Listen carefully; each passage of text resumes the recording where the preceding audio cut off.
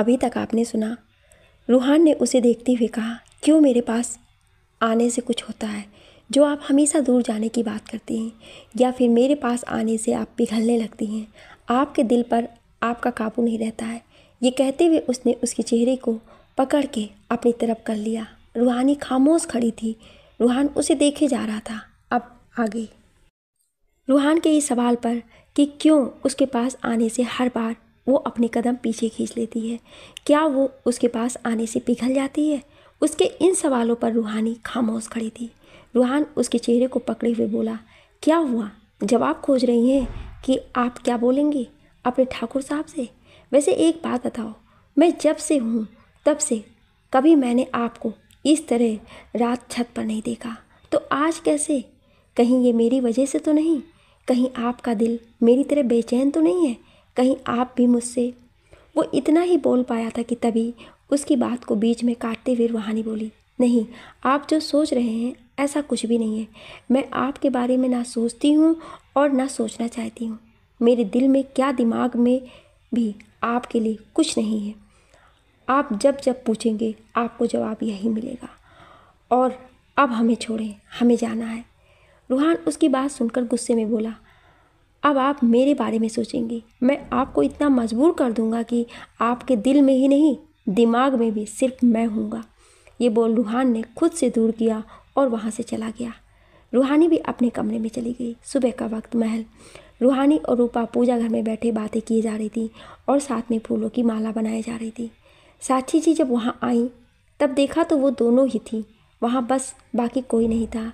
साक्षी जी ने उन दोनों को साथ देखकर कहा, क्या हुआ रूपा रूहानी, आप दोनों क्या बातें कर रही हैं? वैसे बाकी सब कहाँ हैं? अभी तक कोई उठा क्यों नहीं? रूपा ने उन्हें देखते हुए कहा, कुछ नहीं बड़ी ठकुराइन, वो सब पूजा में आए थे, फिर अपने काम में लग गए। रानी भाभी माता रानी के श्रृंगार का सामान ले आई थी तो उसे लेने अपने कमरे में गई हैं। सलोनी भाभी मुन्ने को लेकर आ रही होंगी।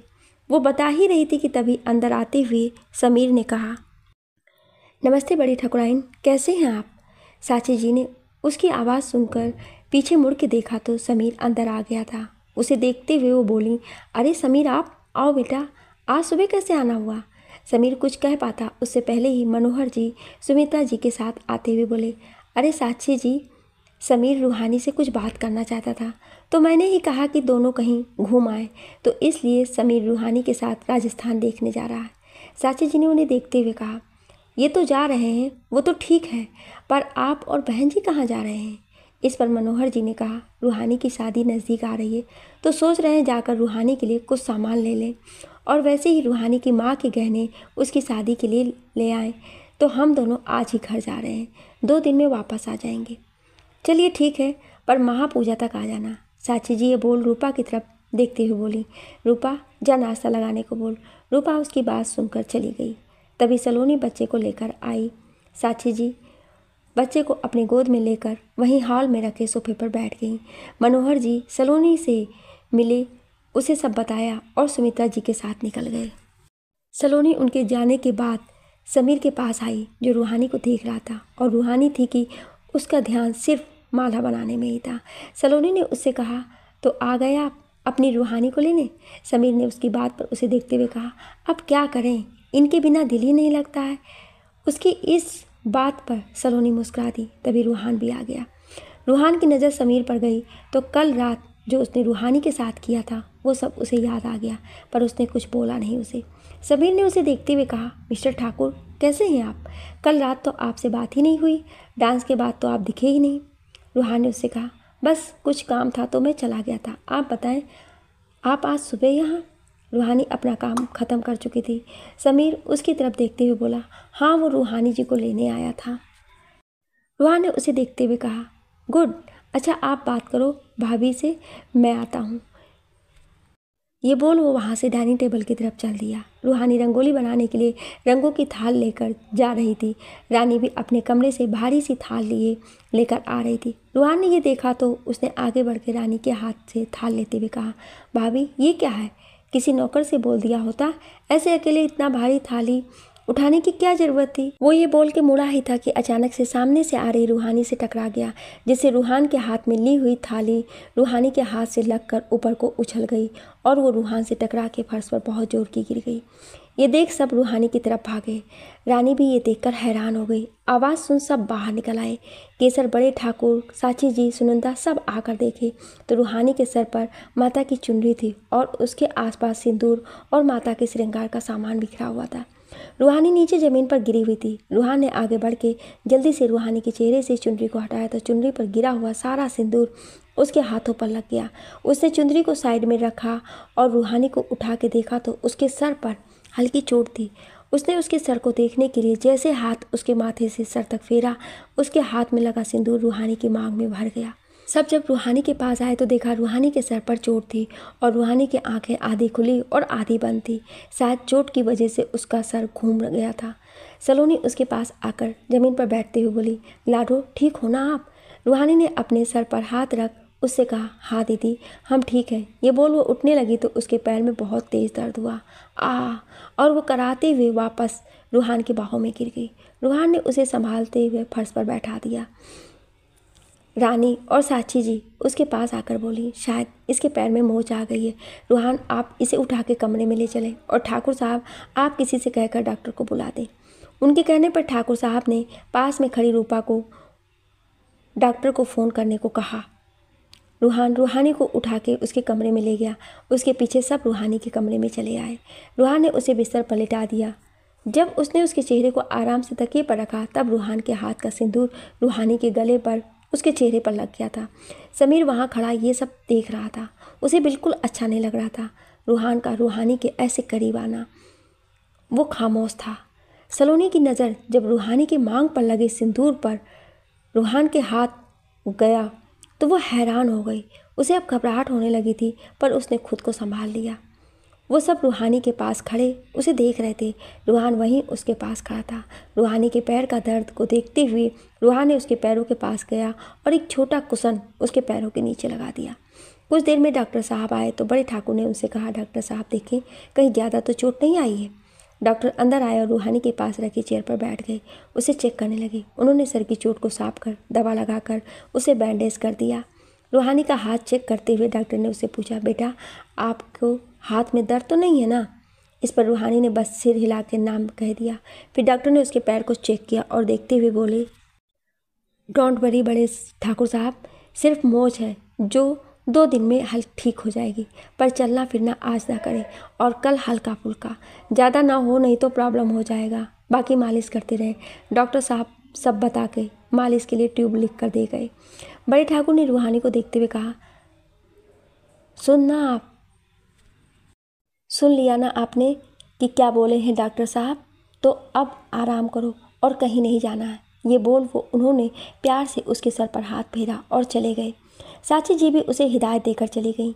समीर वहीं खड़ा था। रूहानी ने उसे देखते हुए कहा, सॉरी समीर जी, मैं आज आपके साथ जाने वाली थी और ये सब हो गया। समीर उसके पास आकर उसका हाथ पकड़ते हुए बोला, कोई बात नहीं, आप रेस्ट करें, हम फिर कभी चले जाएंगे। अच्छा आप रेस्ट करें, हम चलते हैं। ये बोल समीर बाहर आ गया। वो नीचे जा ही रहा था कि तभी केसर उसे मिल गई। उसने समीर को आवाज़ लगाते हुए कहा, अरे समीर आप जा रहे हैं? हाँ, अब तो उसके साथ घूमने जा ही नहीं सकते, उसे तो चोट आ गई है। पर अजीब बात है, चोट रूहानी को लगी पर दर्द रूहान के चेहरे पर दिख रहा है। अच्छा मैं चलती हूँ, मुझे बहुत काम है। ये बोल केसर चली गई। समीर भी उसकी बातें सुनकर वहाँ से चला गया। उधर रूहानी के कमरे में रूहान उसे खड़ा देख रहा था। रानी ने उसे देखते हुए कहा, भैया जाएं आप, अपने कपड़े बदल लें और हाथ मुंह धुल लें, पूरे कपड़े खराब हो गए हैं। उसके कहने पर रूहान अपने हाथों को और रूहानी के मांग में सजे रहे सिंदूर को देखने लगा। वो बिना बोले वहाँ से चला गया। रूपा कमरे में मुन्ने को लेकर आई और सलोनी से बोली, छोटी भाभी ये कब से रो रहा है? लगता है इसे भूख लगी है। और आज आदित्य भैया नहीं दिख रहे हैं, इतना सब हो गया आए नहीं। सलोनी ने बच्चे को लेते हुए कहा, अरे वो आज सुबह ही निकल गए थे पुरोहित जी को लेने, 4 दिन बाद महापूजा है ना। अच्छा सुन, लाडो के पास रुक जा और इसके कपड़े चेंज करा दे, सब पर सिंदूर लग गया है। अभी माथे पर पानी मत लगने देना, नहीं तो चोट भी भीग जाएगा। लाडो आराम करो आप। ये बोल वो बच्चे को लेकर बाहर आ गई। उसे जाते हुए देख रानी ने कहा, रूहानी आप आराम करो, हम आते हैं। ये बोल वो भी उसके पीछे चल दी। रानी सलोनी को पीछे से आवाज़ देते हुए बोली, सलोनी रुकना जरा, कुछ बात करनी है। ये कहते हुए वो उसके पास आ गई। सलोनी ने उससे कहा, हाँ दीदी बोलो, चलो तुम्हारे कमरे में चले। ये बोल वो उसे लेकर उसके कमरे में आ गई। रानी सलोनी के कमरे में आई और सलोनी को बैठाते हुए बोली, किस बात से परेशान हो सलोनी? सलोनी ने उसे देखते हुए कहा, दीदी ये जो आज हुआ, जो कल हमने रूहान देवर जी की आंखों में देखा डांस करते हुए, कुछ तो है उन दोनों के बीच, पर ना जाने क्यों दोनों बता नहीं रहे और लाडो भी कुछ खामोश सी रहने लगी है। मुझे लगता है बात करनी चाहिए। रानी ने उसे देखते हुए कहा, नहीं सलोनी आप उन दोनों को मत पूछो। मुझे लगता है कि वक्त सही नहीं है और जो हुआ मुझे नहीं पता, पर ऐसा लगता है जैसे रूहान भैया ने जानबूझकर अपने सिंदूर वाला हाथ रूहानी की मांग की तरफ किया। अब जो भी हो, पर इतना समझ लो सलोनी, रूहान भैया अगर रूहानी से प्यार करते होंगे तो वो रूहानी को कोई तकलीफ नहीं होने देंगे और बाकी कान्हा जी पर है। जो हो रहा है उसे छोड़ दो वक्त पर और खुद को शांत रखो। उसकी बात पर सलोनी ने भी वही किया। इधर समीर घर आया तो उसके पापा ने उससे पूछा, अरे समीर तुम तो आज रूहानी के साथ जा रहे थे, तो यहाँ इस वक्त? इस पर समीर ने उससे कहा, जा रहा था पर रूहानी को चोट लग गई है तो इसलिए गया नहीं। ये सुनते ही मिसेज राठौर ने कहा, क्या रूहानी को चोट लग गई? कैसे? वो ठीक तो है ना? समीर ने ऊपर अपने कमरे में जाते हुए कहा, हाँ ठीक है। ये बोल वो अपने कमरे में चला गया। वो गुस्से में था।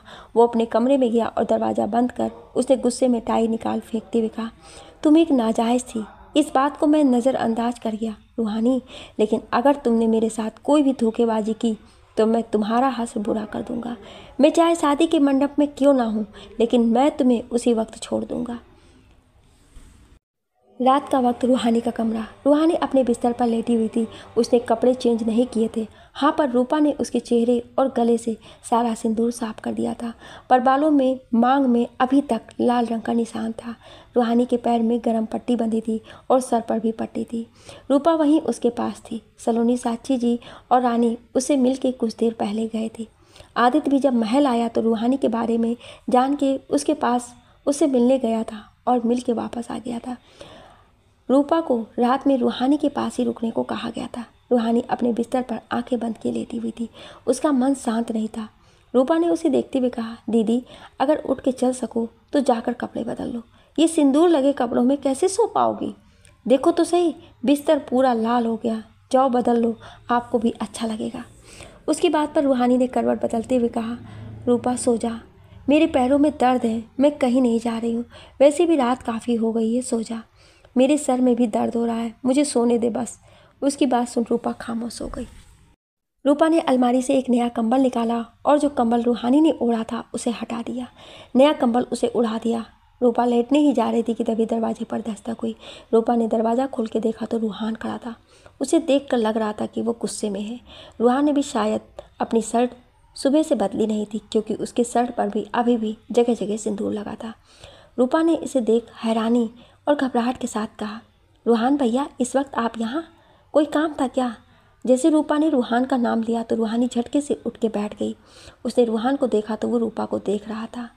रूहान ने रूपा को देखकर कहा, रूपा मुझे रूहानी से बात करना है, आप जाओ। उसके ये कहने पर रूहानी ने कहा, रूपा कहीं नहीं जाएगी। उसका ये कहना था। रूहान ने गुस्से में रूपा को देखा तो वो बोली, मैं जाती हूँ, बड़ी माँ को शायद मेरी ज़रूरत हो। ये बोल वो चली गई। उसके जाने के बाद रूहान ने दरवाज़ा अंदर बंद किया और रूहानी की तरफ बढ़ गया। रूहानी उसे पास आता देख बिस्तर से उठ के लंगड़ाते हुए खड़ी हो गई। उसके पैर में दर्द हो रहा था, पर वो रूहान से दूर जा रही थी। रूहान ने उसका हाथ पकड़ के अपने पास खींच लिया। रूहानी के ऐसे झटके से चलने पर उसके पैर में दर्द शुरू हो रहा था। रूहान ने उसे देखते हुए गुस्से में कहा, क्यों किया आपने ये सब? आपको नहीं जाना था उसके साथ तो क्या ज़रूरत थी खुद को चोट पहुँचाने की? जानती है ना कि आपको दर्द में नहीं देख सकता, तो क्यों खुद को चोट दिया?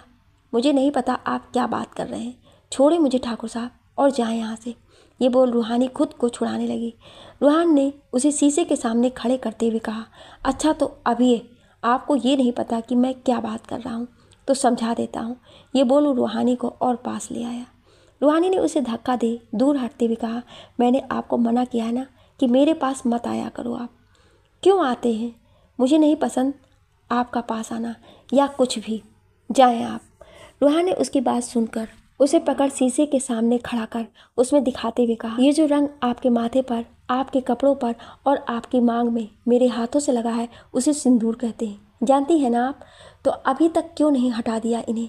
क्यों इस लाल रंग को अपने साथ सुबह से शाम तक लिए घूम रही हो? रूहान के सवाल पर रूहानी ने उससे पूछा, आप बताएं, क्यों आपने अपने सिंदूर लगा हाथ मेरे सर पर फेरा जानबूझ के? बोले, ठाकुर साहब, मैंने मना किया था ना आपको कि मुझसे दूर रहें, तो क्यों किया आपने, वो भी समीर जी के सामने? उसकी बात सुन रूहान ने कहा, आपकी वजह से आपने मुझे गुस्सा दिलाया रूहानी। जब आपको पता है कि मैं आपको दर्द में नहीं देख सकता तो क्या ज़रूरत थी आपको ये सब करने की? जब आपको चोट लगी तो मेरा गुस्सा बढ़ गया था।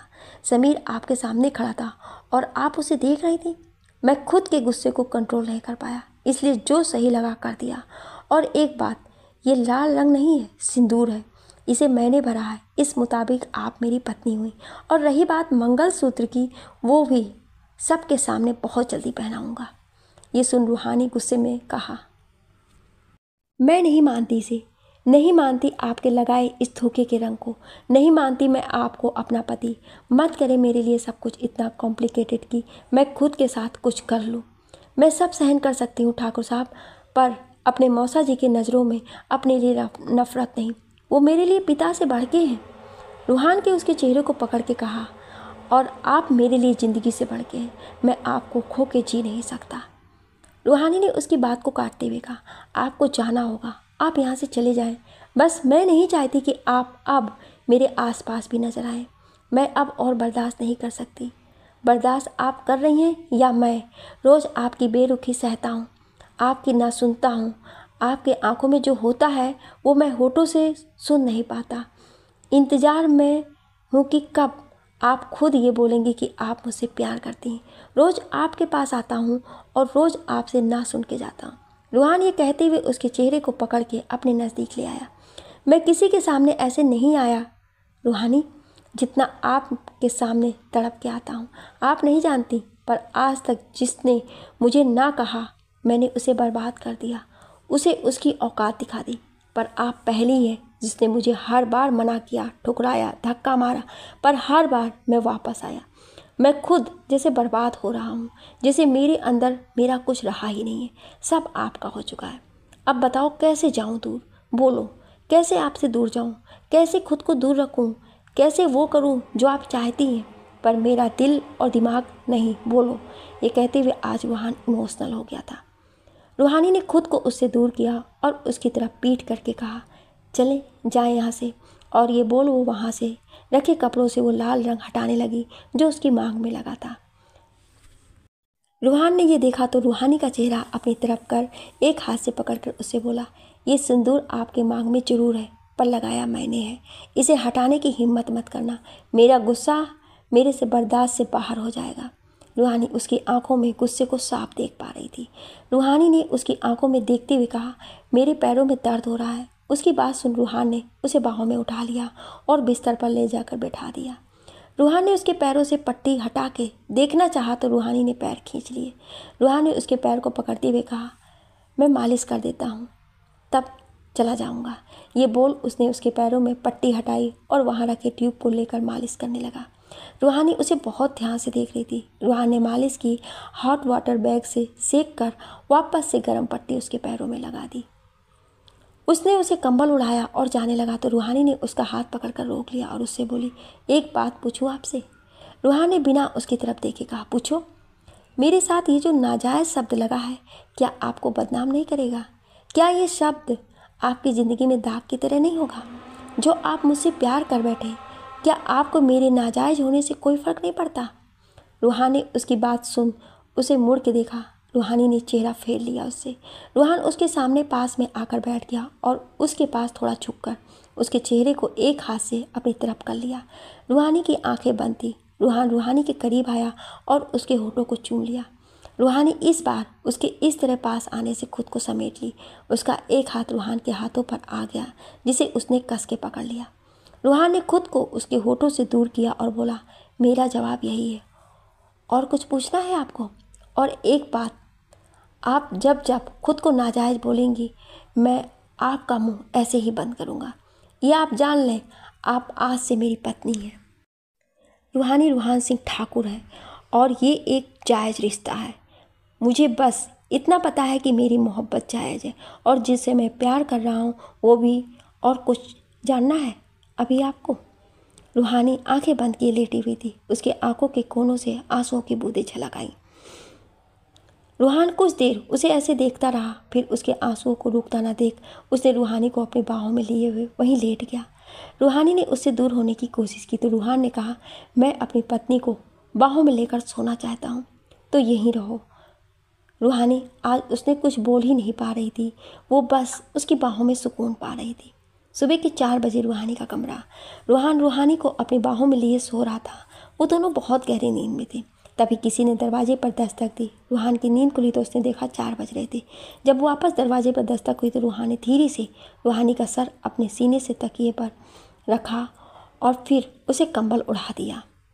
रूहान ने दरवाज़ा खोला तो देखा रूपा खड़ी थी। उसे पता था कि इस वक्त वही आ सकती है, क्योंकि रूपा को पता था कि रूहान कमरे में होगा। रूपा ने उसे देखते हुए कहा, भैया सबके जागने से पहले आप चले जाएं, नहीं तो। ये बोल वो शांत हो गई।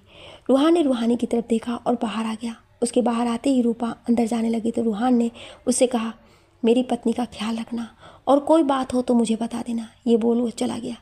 रूपा उसे हैरानी से जाते हुए देख रही थी, पर मन ही मन वो बहुत खुश थी, क्योंकि उसे समीर जरा भी पसंद नहीं था। रूपा रूहान के जाने के बाद गेट बंद करके आई और रूहानी के बगल में बैठ गई।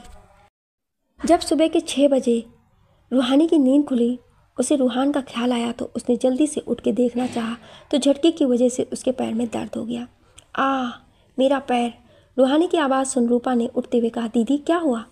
रूहानी अपना पैर पकड़ते हुए बोली, तुम यहाँ क्या कर रही हो? और ठाकुर साहब कहाँ हैं?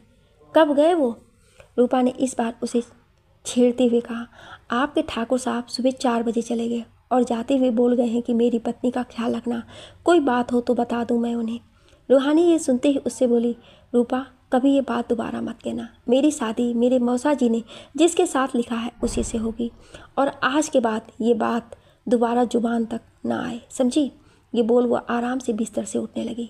रूपा ने उसे देखते हुए कहा, दीदी मैंने कल रात समझा है ये कि रूहान भैया आपको कितना चाहते हैं, वो आपसे बहुत प्यार करते हैं, तो आप क्यों उस समीर से शादी कर रही हैं? रूहानी ने उसकी तरफ बिना देखे कहा, मेरे बिस्तर की चादर बदल दो और कमरा साफ कर दो, मैं नहाने जा रही हूँ। ये बोल वो कपड़े ले करके नहाने चली गई। रूपा उसे देखे जा रही थी। सुबह का वक्त रूहान का घर।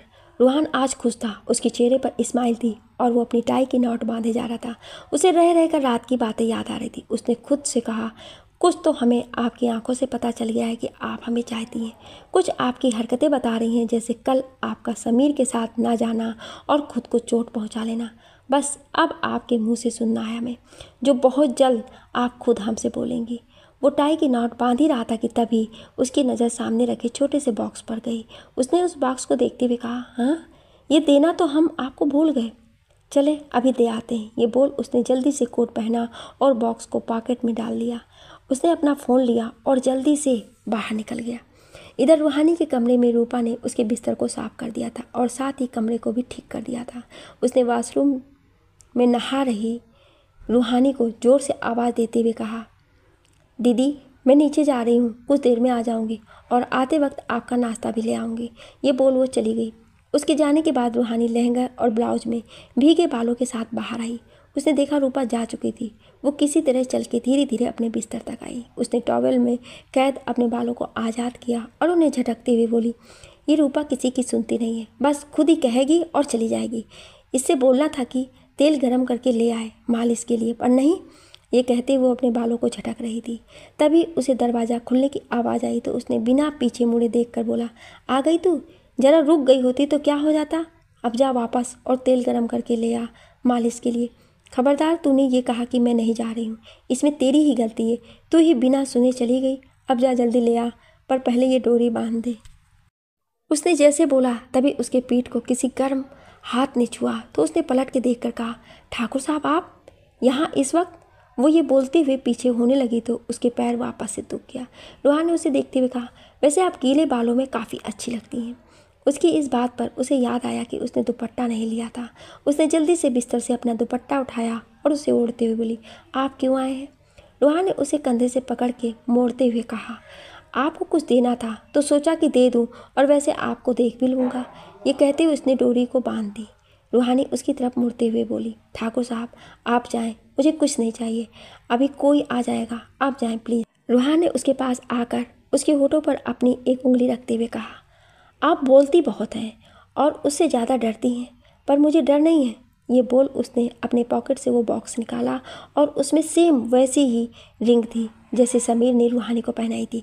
उसने उसका हाथ पकड़ते हुए कहा, मुझे पता तो नहीं है कि ये रिंग आपकी होगी या नहीं, पर अंदाजे से बनवाई है, और हाँ, अगर मुश्किल हो पहनने में तो उतार सकती हैं, क्योंकि जो आपको दर्द दे वो चीज़ मैं आपकी ज़िंदगी में नहीं चाहता। आप मेरे लिए बहुत कीमती हैं। अच्छा चलो हम चलते हैं। ये बोल उससे दूर हो गया।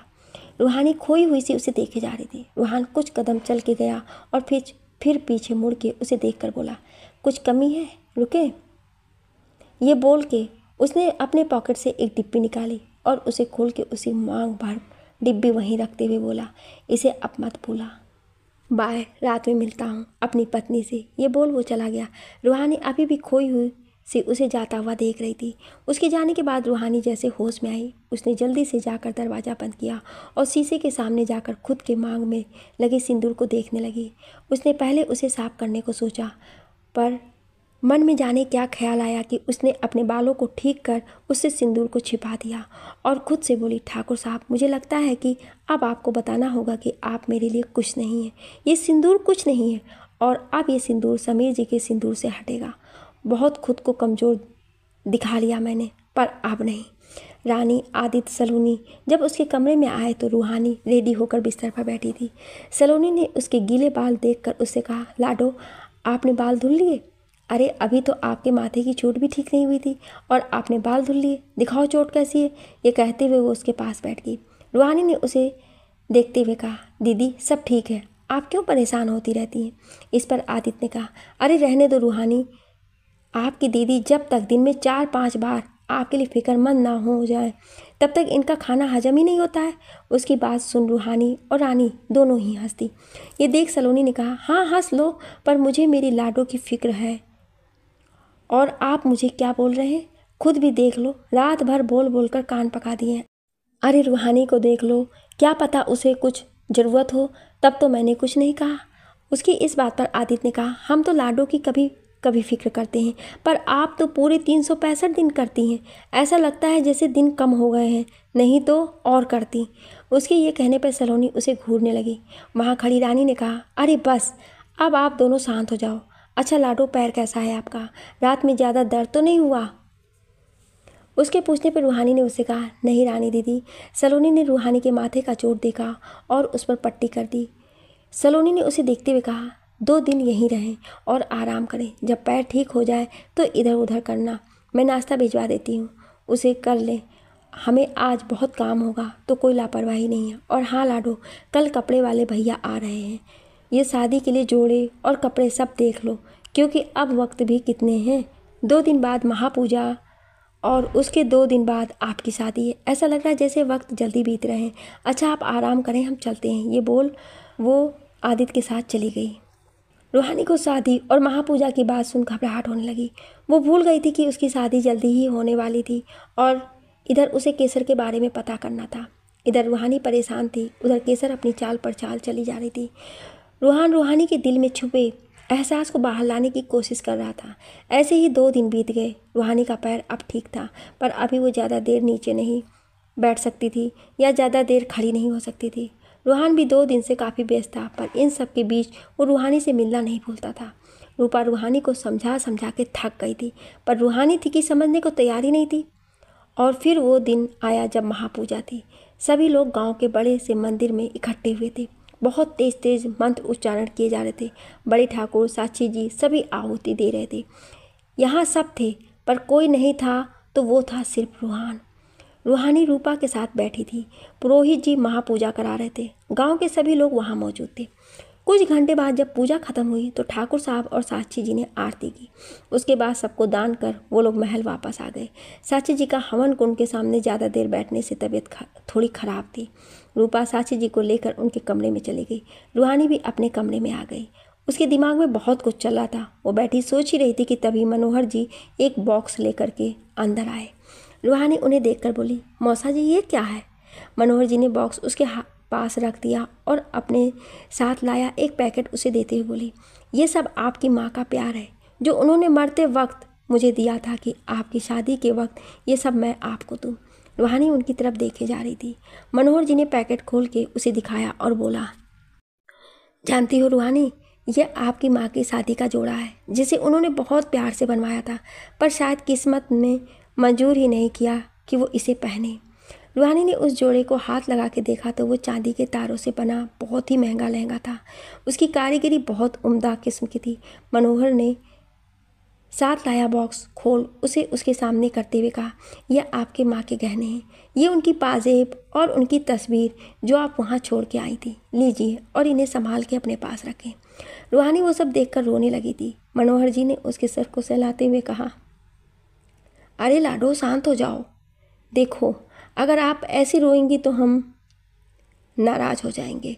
ये सुनते ही रूहानी ने कहा, नहीं मौसा जी, आप अगर मुझसे नाराज हुए तो मैं जिंदा नहीं रह पाऊंगी। आपने तो हमेशा मुझे एक पिता का प्यार दिया। मैं कभी नहीं चाहती कि आप मुझसे नाराज हो। अरे रूहानी, हम तो मजाक कर रहे थे। अच्छा आप शांत हो जाओ और सुनो, कल आपकी हल्दी है। वो आज शाम को ही हल्दी भिजवा रहे हैं क्योंकि कल वो लोग आ नहीं सकते हैं। तो आप अब शांत हो और अपनी हल्दी के लिए तैयार करें और अब रोना मत बिल्कुल। ये बोल वो उसके सर पर हाथ रखकर चले गए। इधर बाहर रूहानी की शादी की तैयारियां शुरू हो गई थी। महल को सजाया जा रहा था। सभी लोग तैयारियों में लगे थे, पर रूपा, सलोनी और रानी के दिल में घबराहट थी क्योंकि उन तीनों को ही पता था कि सच क्या है। रूपा प्रसाद लेकर रूहान के घर गई थी तो उसने देखा कि वो बैठा काम कर रहा था। रूपा ने उसे देखते हुए कहा, भैया प्रसाद भेजा है बड़ी माँ ने आपके लिए। रूहान ने फाइल देखते हुए कहा, वहीं रख दो रूपा, और सुनो कुछ खाने को ले आओ। पूजा की वजह से कुछ खा भी नहीं सका हूँ। रूहान भले ही महापूजा में नहीं जाता था, पर चाची जी के कहने पर वो सबकी तरह तब तक भूखा रहता था जब तक पूजा ख़त्म नहीं हो जाती थी। रूपा ने उसकी बात सुनकर उससे कहा, भैया कल दीदी की हल्दी है और फिर उनकी शादी, वो समीर उन्हें ले जाएगा। वो इतना ही बोल पाए थे कि तभी रूहान ने कहा, कोई नहीं ले जाएगा उन्हें क्योंकि वो हमारी है। और रही बात कल की हल्दी की तो वो होगा, पर उन्हें समीर की नहीं मेरे नाम की लगेगी। रूपा मत डरो, रूहानी आपकी भाभी बन चुकी है, बस अब पूरी तरह से उन्हें समाज के सामने इज्जत के साथ अपना बनाना है, जो 2 दिन बाद होगा। ये बोल वो खामोश हो गया। रूपा उसे देखे जा रही थी। इधर केसर ने अपनी तैयारी भी कर ली थी। आखिर वो कैसे शादी में रूहानी की इज्जत को सबके सामने उछालेगी। दूसरी तरफ सुमित्रा जी अपने में खुश थी कि रूहानी चली जाएगी अब, पर क्या होने वाला था किसी को नहीं पता था। शाम का वक्त, रूहानी का कमरा। रूहानी बैठी अपने कमरे में कुछ काम कर रही थी। तभी सलोनी और रानी उसके कमरे में कपड़े से ढका हुआ एक थाल लेकर आई। उन्हें देख रूहानी ने कहा, अरे दीदी आप, और इसमें क्या है? उसके कहने पर रानी ने थाल उसके बिस्तर पर रख दिया और उसे बोली, यह आपकी हल्दी के कपड़े हैं जो आप कल पहनने वाली हैं लाडो। ये कहते हुए उसने थाल से कपड़ा हटा दिया। रूहानी ने कपड़े देखते हुए कहा, ये तो बहुत खूबसूरत है, कौन लाया? उसके पूछने पर सलोनी ने कहा, रानी दीदी गई थी और देख ये फूलों वाली ज्वेलरी भी लाई है। कल अच्छे से तैयार होकर आना, आखिर आपकी हल्दी है, सब आपको ही देखेंगे।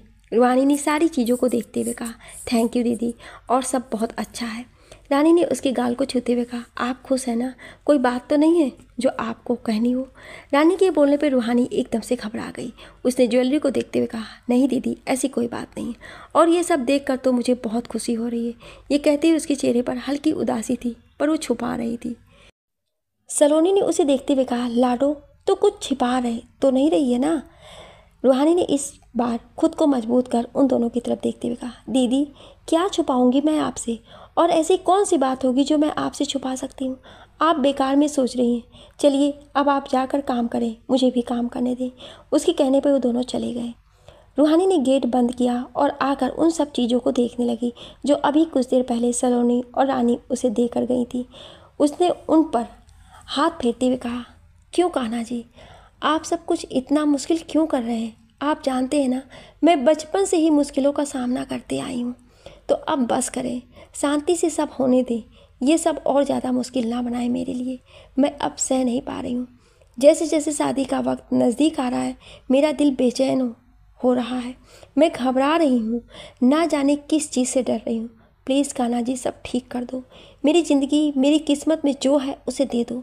कहते हुए उसने अपनी आंखों को बंद कर लिया। दूसरी तरफ समीर के घर पर भी उसकी शादी को लेकर बहुत चहल पहल थी। उसकी माँ हल्दी बना के उसके कमरे में लेकर गई और उससे बोली, समीर इसे हाथ लगा दे बेटा, ताकि इसे मैं रूहानी के घर भेज सकूं। उनके ये बोलने पर समीर ने उस पर हाथ लगा दिया। उसने अपनी माँ से कहा, माँ आपको लगता है कि ये लड़की ठीक है? इस पर उसकी माँ बोली, मुझे तो ये लड़की जरा भी पसंद नहीं थी।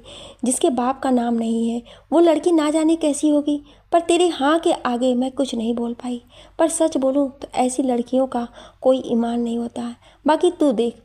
वो ये बोल के जाने लगी तो समीर ने उनसे कहा, माँ अगर ये शादी ना हो तो कोई नुकसान? उसके ये बोलने पर उसकी माँ बोली, नुकसान क्या है, बल्कि फ़ायदा ही होगा। ऐसी लड़की आएगी ही नहीं। उनकी बात सुन समीर ने कहा, ये हल्दी मुझे दे, मैं लेकर के जाता हूँ, दे आऊँगा। उसके कहने पर उसकी माँ ने हल्दी उसे दे दिया। समीर लेकर उसे रूहानी के घर के लिए निकल गया। इधर जैसलमेर में रूहानी की शादी के लिए महल को लाइट से सजाया जा रहा था। सारे नौकर काम पर लगे। बड़े ठाकुर बाहर खड़े आदमियों को काम समझा रहे थे। मनोहर जी भी वहीं दूसरी नौकर से बात कर रहे थे। तभी समीर की गाड़ी आकर रुकी तो मनोहर जी ने कहा, अरे समीर तुम इस वक्त यहाँ? समीर ने गाड़ी से बाहर आते हुए कहा, नमस्ते अंकल जी, वो रूहानी के लिए शगुन की हल्दी लेकर आया था, माँ ने भेजी है। ये कहते हुए वो हल्दी देने लगा तो बड़े ठाकुर ने कहा, अरे अंदर चलो तब लेते हैं। ये बोल के उसे अंदर महल में ले आए। सुनंदा जी और साची जी हाल में ही थीं। बड़े ठाकुर और मनोहर जी के साथ समीर को आता देखकर साची जी बोली, अरे समीर आप यहाँ पर हल्दी लाए हो? ये बोल वो उठ खड़ी हुई। सुनंदा ने उसे देखते हुए कहा, अरे दीदी हल्दी तो बहाना है, हमारे दूल्हे राजा तो अपनी दुल्हनिया से मिलने आए हैं। उनकी बात सुन सब हंस दिए। समीर ने उनकी तरफ देखकर कहा, नहीं आंटी जी, मैं तो बस ये देने आया था। उसके कहने पर पीछे से आ रहे सोहम जी ने कहा, अरे कोई बात नहीं, हल्दी ही देने आए हो तो वही सही, पर बैठ तो जाओ। उनके ये कहने पर समीर बोला, नहीं मुझे जाना है, माँ ने कहा है कि जल्दी आना, मैं चलता हूँ। वो ये बोल के जाने लगा तो सुनंदा ने कहा, भाई बड़े जल्दी भाग रहे हो, क्या बात है? समीर ने रुक कर कहा, कुछ नहीं छोटी ठकुराइन, वो माँ घर पर सब अकेले देख रही है तो इसलिए। अच्छा चलता हूँ। ये बोल वो बाहर निकल आया। वो गाड़ी में बैठा तो उसके नाम से एक लिफाफा था। उसने उसे खोल के देखा और उसे बहुत गुस्सा आया। उसने उसे वहीं पटक दी और गाड़ी ड्राइव कर वहाँ से निकल गया। उसके जाने के बाद सब अपने काम में लग गए। केसर वहाँ सब खड़ी सब देख रही थी। उसने मुस्कुरा के कहा, मुझे बहुत बुरा लगेगा जब आप सबकी ये तैयारी धरी की धरी रह जाएगी। ये बोल वो अपने कमरे में चली गई। हल्दी का दिन महल। रूहानी के हल्दी की सारी रस्में हो चुकी थी, सब चीज़ तैयार था। रूहान जब महल में आए तो उसने देखा कि बड़ी अच्छी तैयारी हो गई थी। उसने अपने शर्ट की बाजू मोड़ते हुए कहा, काफ़ी अच्छी सजावट है, पर जिसकी हल्दी है वो कहाँ है? आखिर उनके बिना ये हल्दी होगी कैसे? ये कहते हुए सीढ़ियों से नीचे उतरने लगा। तभी उसने देखा कि रूहानी पीले रंग का लहंगा पहने सलोनी के साथ चली आ रही थी। वो बहुत खूबसूरत लग रही थी। साची ने रूहानी को देखते हुए कहा, बहुत प्यारी लग रही हो रूहानी, आओ चलो बैठो, कुछ मेहमान आ गए हैं, मेहमान आने ही वाले हैं। ये बोल उसे ले जाने लगी तो उन्होंने देखा रूहान सामने खड़ा था। उसे देखते हुए बोली, अरे रूहान तुम क्या कर रहे हो यहाँ? आज लड़कों का आना मना है तो चलो। रूहानी रूहान को देखकर घबरा गई थी। रूहान ने उसे देखते हुए कहा, सॉरी मुझे पता नहीं था, मैं चला आया। ये बोलकर वो जैसे ही पीछे मुड़ा वैसे सामने से सूखी पिसी हुई हल्दी लेकर आ रहे नौकर से टकरा गया और उसके हाथ से लग के थाल ऊपर उछल गई। सब हल्दी फर्श पर और रूहान पर गिर गई। साची जी ने उसे देखते हुए कहा, अरे रूहान ठीक हो ना आप? ये तो सारी हल्दी तुम पर गिर गई। वो इतना ही बोली थी कि सुनंदा जी ने कहा, अरे वो छोड़ो दीदी, इधर देखो, यहाँ तो रूहानी ऊपर से लेकर नीचे तक हल्दी में डूब गई। बताओ, आज इसकी हल्दी थी, इसे समीर के नाम की हल्दी लगने ही जा रही थी कि लेकिन अब तो। उनकी बात सुन सुमित्रा जी ने कहा, जिसकी किस्मत ही फूटी हो उसके साथ कहाँ कुछ अच्छा हो सकता है? ये तो पैदा ही सब कुछ बर्बाद करने के लिए हुई है। उनकी बात सुन रूहान ने गुस्से में कहा, बस बहुत हो गया, कितनी बार आपको बोला है कि ज़बान संभाल लें, पर आप नहीं सुधर सकती। वो आगे कुछ बोलता कि साची जी ने उससे कहा, रूहान शांत, आप जाएं और ये सब साफ करें। उसके कहने पर रूहान वहाँ से चला गया। उसके जाने के बाद साची जी ने रूपा से कहा, रूपा आप इसे ले जाओ और दोबारा तैयार करके लाओ। उनके कहने पर रूपा रूहानी को लेकर चली गई। चाची जी रानी और सलोनी से सब ठीक करवाने को कहा और खुद मेहमानों के हाल में चली गई। इधर रूहानी जब रूपा के साथ अपने कमरे में आई तो उसने देखा रूहान वहाँ पहले से था। रूहान ने रूपा को देखकर कहा, रूपा 10 मिनट बात कर लूँ मैं इनसे। उसकी बात सुन रूपा बाहर चली गई और दरवाज़ा बंद कर दिया। रूहानी ने उसे देखते हुए कहा, मुझे कोई बात नहीं करनी है आपसे, आप जाओ। रूहान ने उसका हाथ पकड़ अपने पास लाते हुए कहा, हमारी बात सुन ले। नहीं, मुझे कुछ नहीं सुनना है, आप जाओ। मैंने आपको मना किया था ना, कुछ नहीं करेंगे, आप कोई मुश्किल खड़ी नहीं करेंगे, तब क्यों कर रहे हैं ये सब। ये कहते हुए रूहानी की आंखों में आंसू आ गया था। रूहान ने उसके चेहरे को दोनों हाथों से पकड़ते हुए कहा, बात सुन लो हमारी, हमने नहीं किया है कुछ, वो ये गलती से हो गया है, पर सच बोलूं जो हुआ अच्छा हुआ। मैं चाहता था कि आपको मेरे नाम की हल्दी लगे, पर आपको तो मेरे हाथ की हल्दी लग गई। और मासी जी ने जो कहा उसका जवाब उन्हें बहुत जल्द मिलेगा, वादा करता हूँ आपसे। और एक बात, आपका हल्दी का जोड़ा वहाँ रखा है तो उसे पहन लेना। ये बोल वो दरवाज़ा खोलकर वहाँ से चला गया। उसके जाने के बाद रूपा अंदर आई। रूपा उसकी हालत पर बहुत दुखी थी, पर वो कुछ भी नहीं कह सकती थी। वो जानती थी कि रूहानी अपनी जगह सही थी, पर इसे ये भी पता था कि रूहान जो कहता है वो करता है। उसने यही सब सोचते हुए उसे रेडी किया और नीचे ले आई। रूहानी की हल्दी हो जाने के बाद सब उसे जब नहलाने के लिए ऊपर लेकर आए तो रूहानी ने सबको भेज दिया और खुद अंदर चली गई। वो उदास अपने बिस्तर पर बैठी थी और वैसी ही बैठी उसे नींद आ गई। वो बिना हल्दी धुले सो गई। सलोनी और रानी जब उसके कमरे में देखने आए तो रूहानी को सोता देखकर सलोनी ने कहा, दीदी ये तो बिना हल्दी धुले सो गई, ये लड़की पागल है। ये बोल वो उसे उठाने लगी तो रानी ने उससे कहा, रहने दो सलोनी, थकी हुई लगती है, सो रही है तो सोने दो। वैसे भी उसका दिमाग इस वक्त शांत नहीं है, उसे रेस्ट की ज़रूरत है। चलो कुछ देर बाद रूपा को भेज देंगे, वो इसे जगाने आ जाएगी। ये बोल वो सलोनी को लेकर बाहर आ गई। रात का वक्त, रूहानी का कमरा। रूहानी ने अपने आप को साफ कर लिया था और बैठी सब कुछ सोचे जा रही थी। उसका मन नहीं लगा तो वो शॉल लेकर छत पर चली गई। वहाँ वो सन्नाटे पे बैठी पुल पे जल रहे दियों को देख रही थी। उसके चेहरे पर उदासी थी। वो खुद को शॉल में लपेटे खड़ी अपने मन में चल रहे उथल पुथल को शांत कर रही थी। तभी पीछे से रूहान ने उससे कहा, क्या सोच रही हैं। रूहानी ने उसकी आवाज़ सुनी तो बिना उसे देखे जाने लगी और रूहान ने उसका हाथ पकड़ के रोक कर इसे पीछे से अपनी बाहों में लिया और उससे बोला, आपका मन शांत नहीं है, जानता हूँ मैं। आप घबरा रही हैं, डर रही हैं इस बात से कि कहीं आपके मौसा जी का विश्वास ना आप पर से टूट जाए, कहीं वो मुंह ना फेर लें, कहीं वो आपसे बात करना ना बंद कर दें, कहीं नाराज़ ना हो जाए। पर वादा करता हूँ मैं आपसे रूहानी कि ऐसा कुछ नहीं होने दूंगा मैं। इस बार रूहानी ने उसकी तरफ मुड़कर उसे देखते हुए कहा, ठाकुर साहब आप मुझे चाहते हैं ना, तो ठीक है, जो होगा मेरी शादी पर मैं उसे सर झुका के मान लूँगी। अगर आपसे शादी हुई तो मान लूँगी आपसे मेरा भाग्य जुड़ा है, आपके साथ उस शादीशुदा ज़िंदगी को जीऊँगी। पर क्या आप मेरी इच्छा पूरी कर सकते हैं। रूहानी ने उसके आंखों से बह रहे आंसू को पोंछते हुए कहा, हाँ कर सकता हूँ। ये सुनते ही रूहानी ने उसका हाथ अपने सर पर रखते हुए कहा, तो आपको मेरी कसम, मेरी शादी के ठीक 5 दिन बाद आप केसर की सच्चाई सबके सामने लाएंगे, बड़ी माँ को उनका पति देंगे और खुद को अपना पिता, वरना आप रूहानी की जिद देखेंगे। तो अब आप तैयार हो जाएं। बहुत चैलेंज दिया है आपने मुझे, आज मैंने आपको दिया तो पूरा करने के लिए रेडी हो जाएं।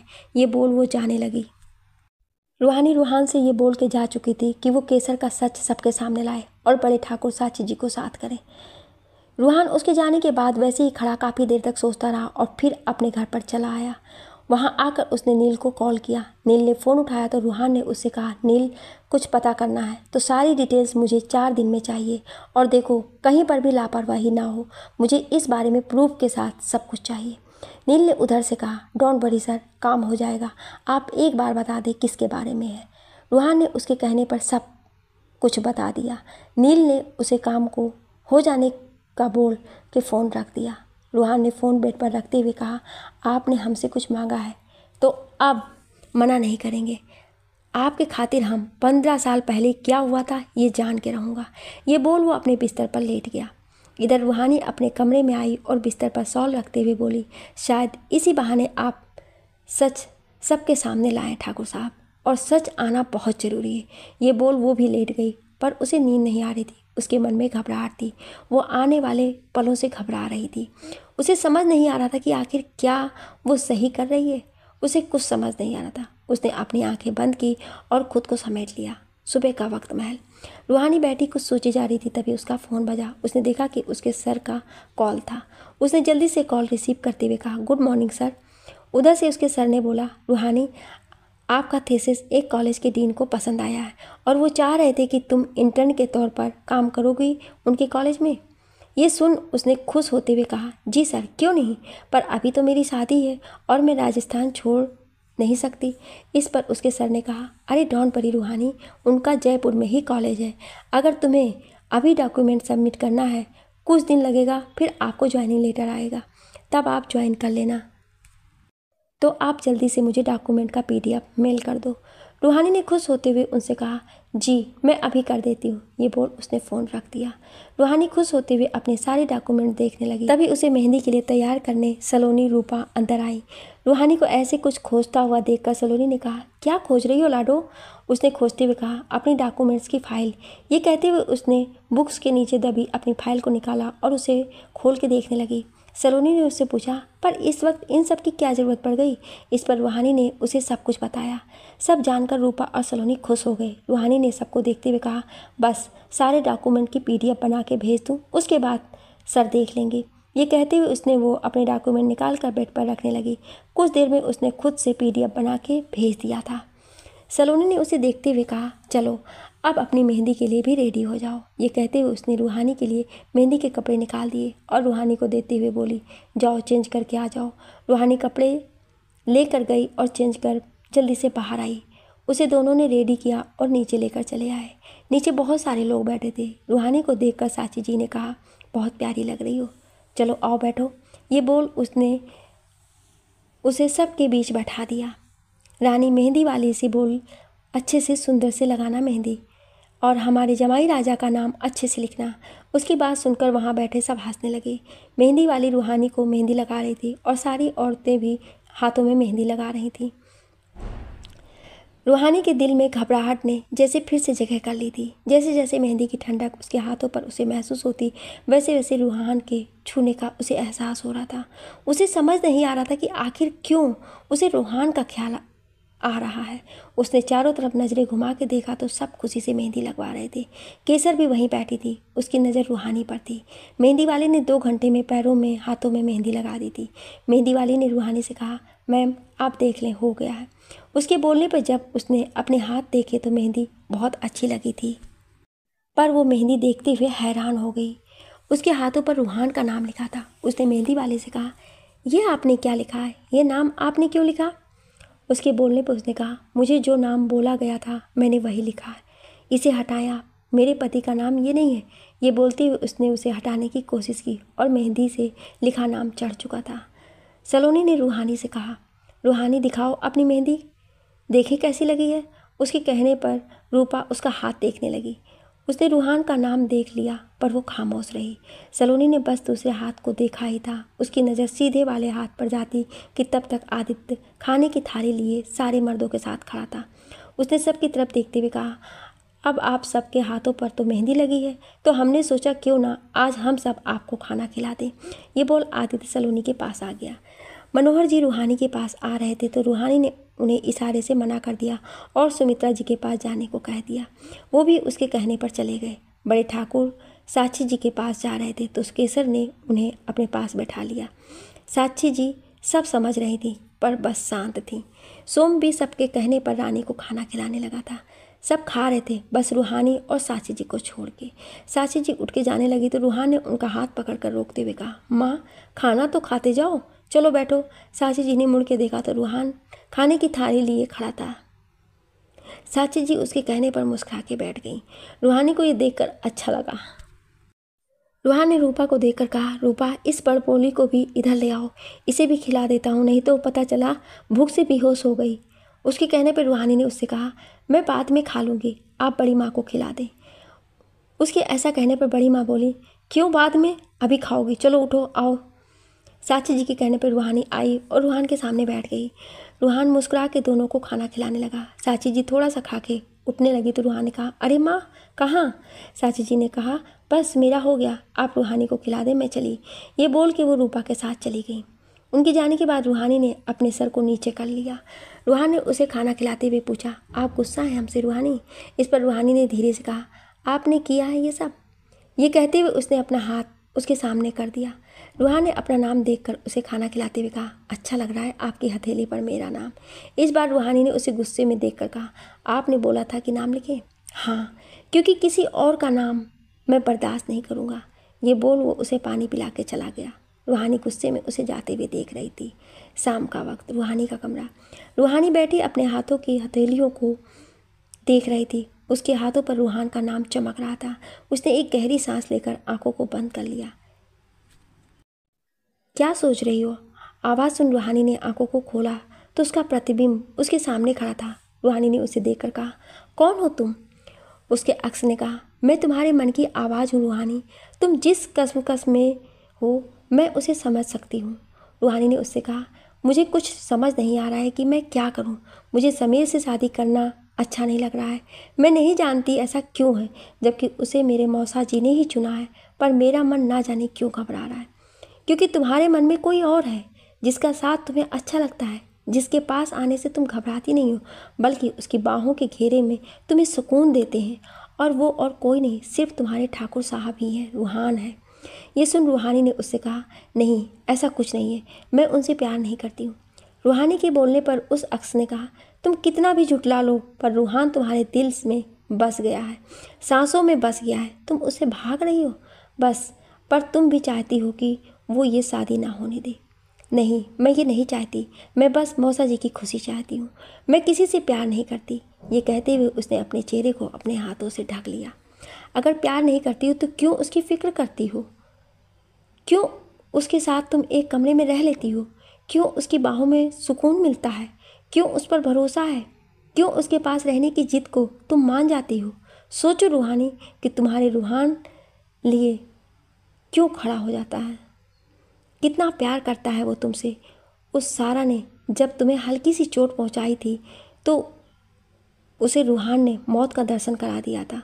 जो तुम्हारी जरा सी तकलीफ नहीं देख सकता, बताओ वो कितना प्यार करता होगा तुमसे। मत रोको अपने दिल को। अक्स इतना बोल ही पाई थी कि तभी रूहानी ने चिल्ला कर कहा, चुप हो जाओ, दूर हो जाओ यहाँ से। मैं किसी से प्यार नहीं करती, जाओ यहाँ से। क्या रूहानी मानेगी अपने मन की बात? क्या होगा आगे जानने के लिए सुने अगले भाग में।